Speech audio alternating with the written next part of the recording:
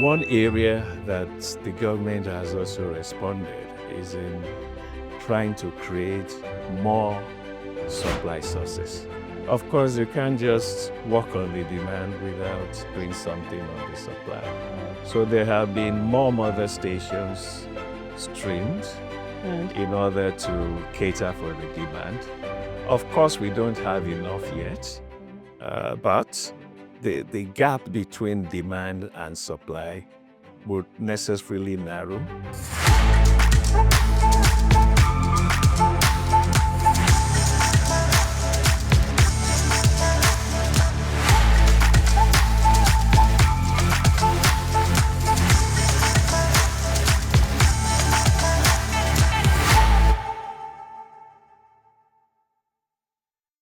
Hi everyone, welcome to the MEMAN Energies podcast brought to you by the Industry Competency Center. My name is Ayotunde Adewoye. I'm the gas and renewable specialist at MEMAN. Today, we'll be speaking to you on the Nigerian CNG landscape, and we have here with us our very own gas committee chairman, Dr. Ayotunde Adewoye.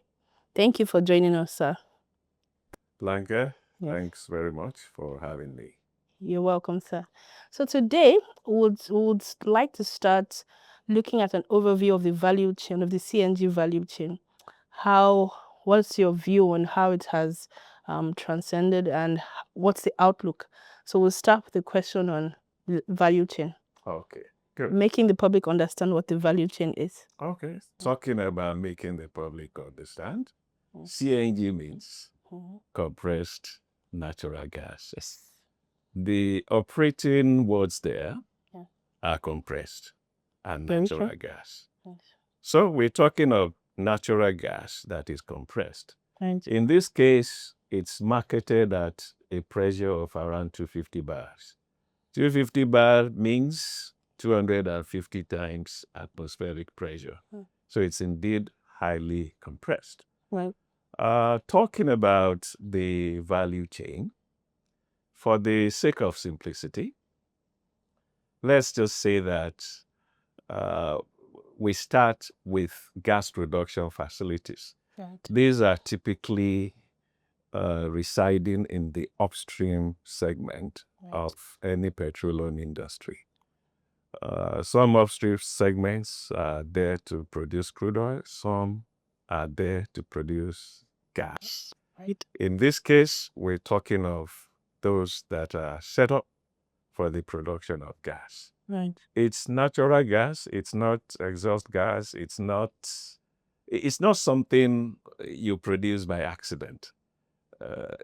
It's an intentional act to produce the gas. Right. So from the gas production facilities, it moves to the compression facilities. Right. I mean, the gas moves to the compression facilities. Right. That is where the gas is compressed to 250, between 200 and 250 bars. Right. And from the compression centers or compression facilities, it moves closer to the consumers. The consumers in this case are either the retailers or industrial users. And the movement could be done via pipelines or virtual pipelines. By virtual pipelines, we mean the gas is trucked from the compression facilities to either the retailers or the industrial users. By pipeline, we mean pipeline. We mean pipes. Right. Steel Two pipes yes. that are engineered to withstand that pressure. Right. So where are we on that value chain now? We are at the retailers and the industrial users. Right. You only have one more movement from that point, and that only occurs at the retail end. For the industrial users, that is where it stops. For them, they use the gas. The retailers now have to move the gas, dispense the gas to their own consumers. So that's a brief outline of the value chain. Thank you very much for that insight and the picture we're able to visualize around the value chain. I know that there's been significant, emphasis and government push towards utilizing the gas.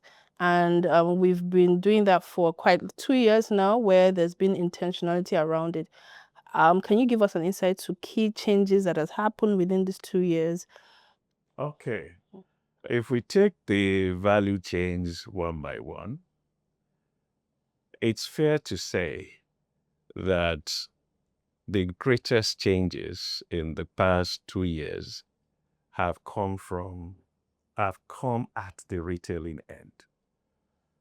We've always had some use of gas at industrial level. Sometimes the gas has been used as feedstock.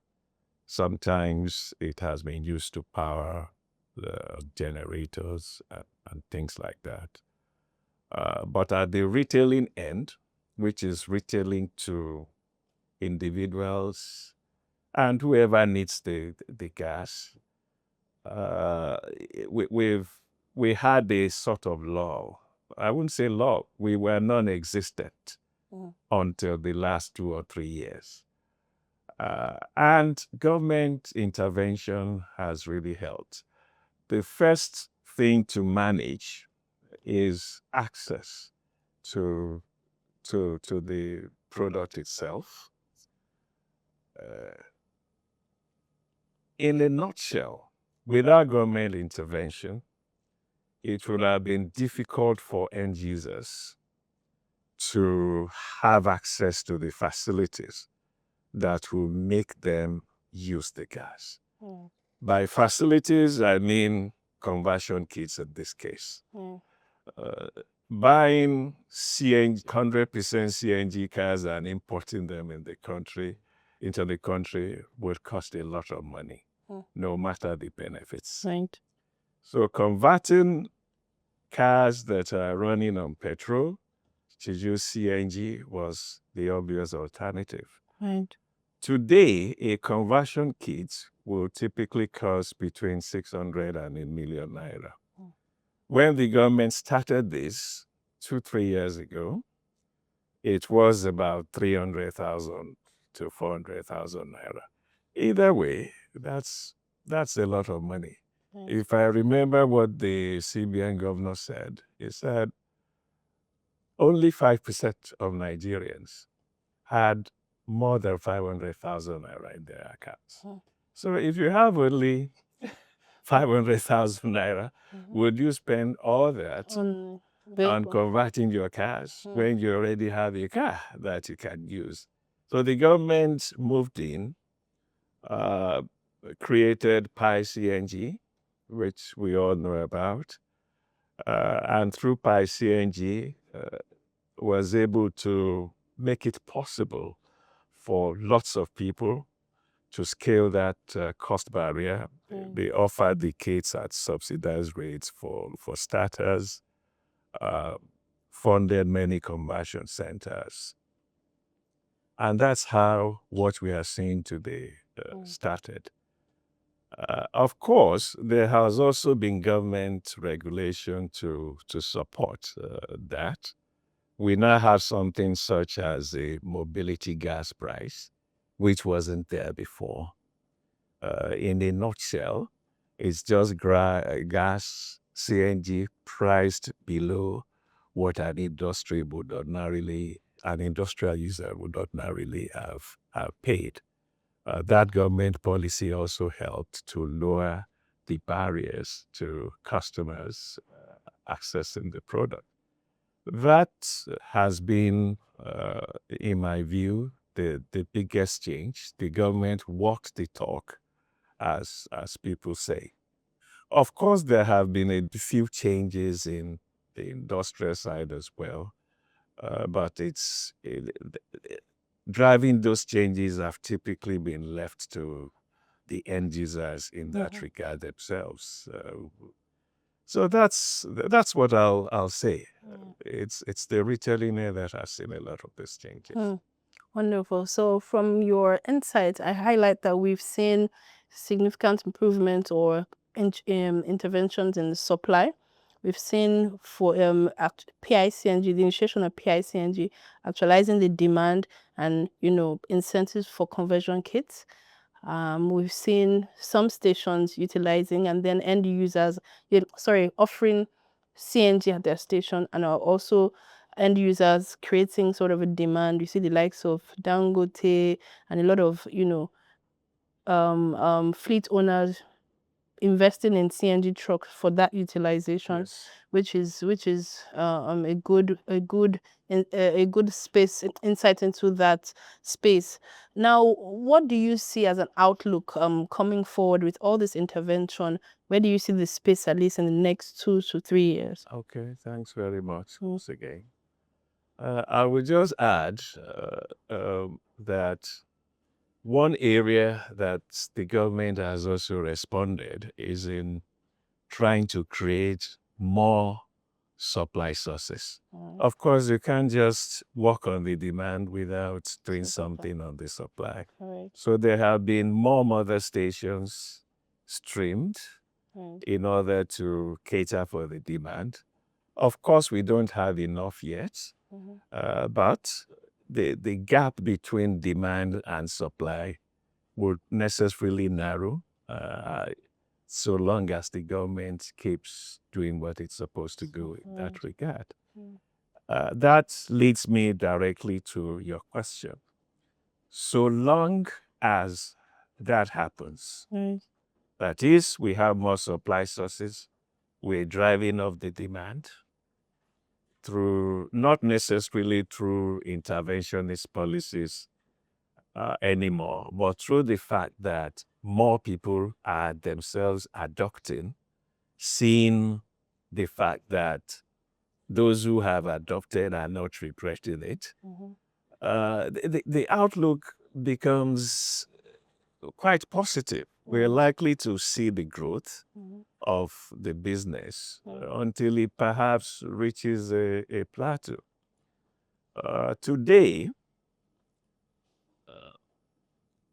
the price difference, or should I just say the economic viability of having CNG instead of using CNG rather than the traditional white fuels, drives the adoption. People can see that benefit in Naira and Kobo in their pockets.